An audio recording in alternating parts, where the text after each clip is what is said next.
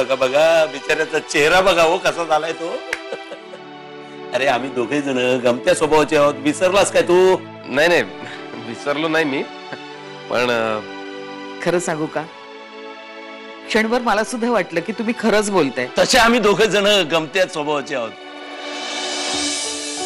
त्याबद्दल सॉरी जरा.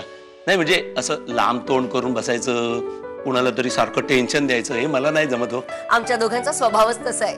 कधी कधी काय होतं माहितीये का, आमच्या या वागण्यामुळे समोरच्यांची मात्र पंचायत होते.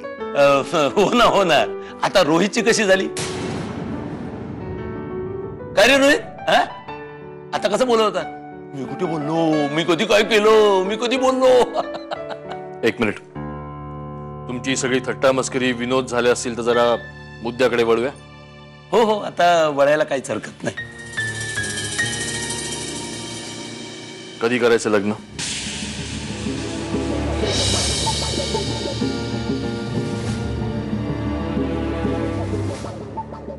हे लग्न होऊ शकत नाही.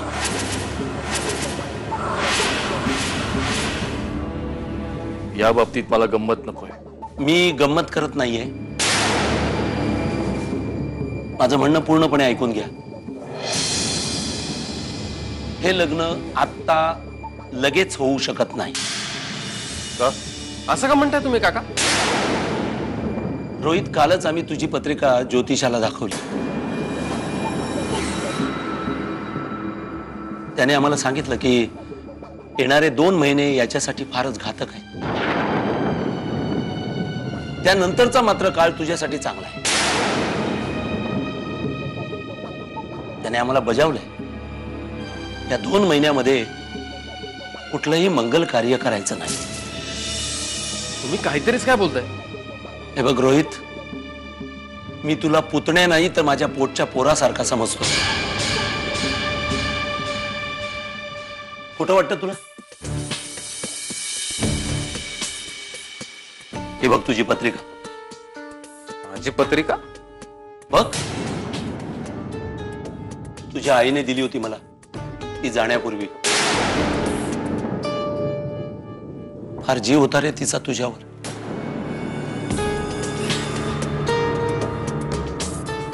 फार कष्ट भोगले त्या माऊलीने.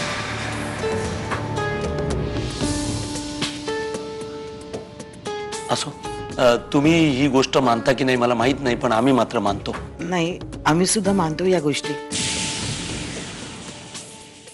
कोणतेही काम करायच्या आधी आम्ही शुभमुहूर्त बघतोच.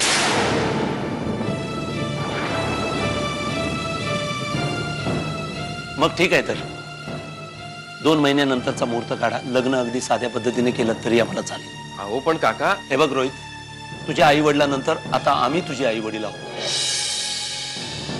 या बाबतीत आम्ही तुझं काही एक ऐकणार नाही.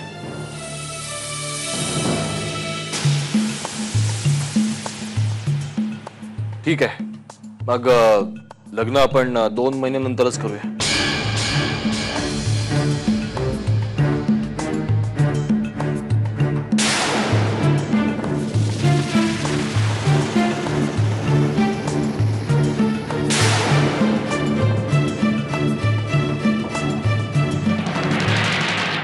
बस ठरलं, येतो आम्ही. का थांबा ना थोडा वेळ. नाही रे बाबा, आता थांबायला कुठे वेळ आहे? तुम्ही ठरवून घ्या लग्नाचं. आता आपली भेट तुझ्या लग्नातच. बरं, निघतो आम्ही. विश्वमोहनजी, आपण केलेल्या पाहुणचाराबद्दल आम्ही आभारी आहोत. येतो. काका मी येतो सोडायला. चला. अरे राहू दे, तू कशाला त्रास करून घेतोस? आम्ही जाऊ टॅक्सीने. हा, हो चला. चल.